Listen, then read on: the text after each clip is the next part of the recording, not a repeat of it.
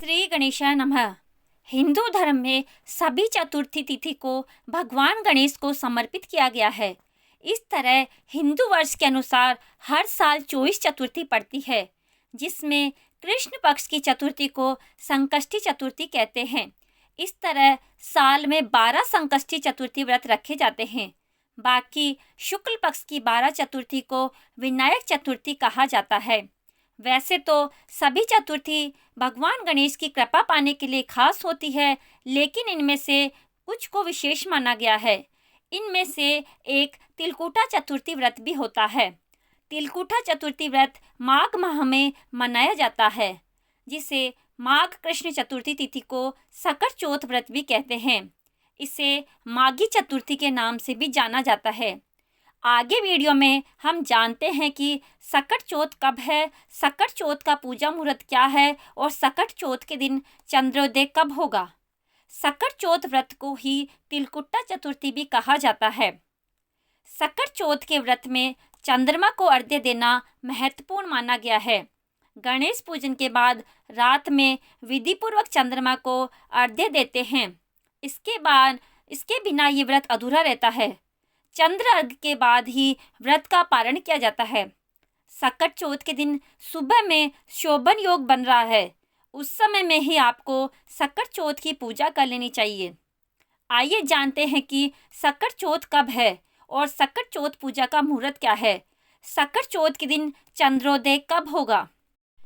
पंचांग के अनुसार इस साल माघ माह के कृष्ण पक्ष की चतुर्थी तिथि 29 जनवरी दिन सोमवार को सुबह 6:10 से प्रारंभ होगी और इस तिथि का समापन अगले दिन 30 जनवरी मंगलवार को सुबह 8:54 पर होगा।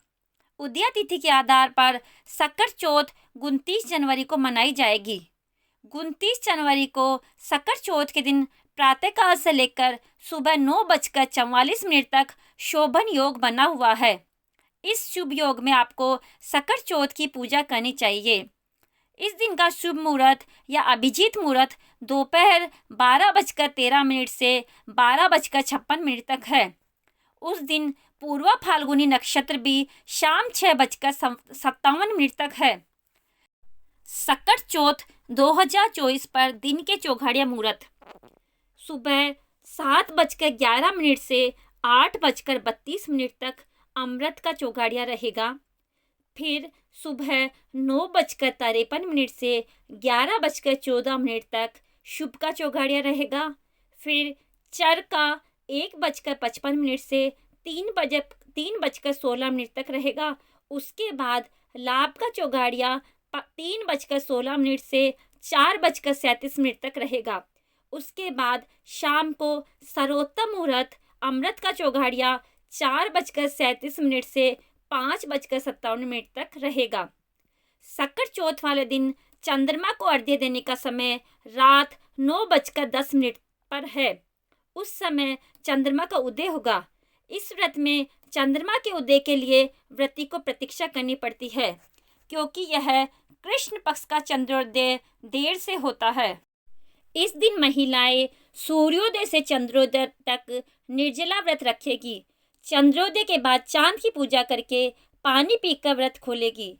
शास्त्रों के अनुसार माघ माह की चतुर्थी के दिन ही भगवान गणेश ने अपने माता पिता की परिक्रमा की थी, जिससे प्रसन्न होकर शिवजी ने भगवान गणेश को प्रथम पूज्य पूजा का अधिकार दिया था।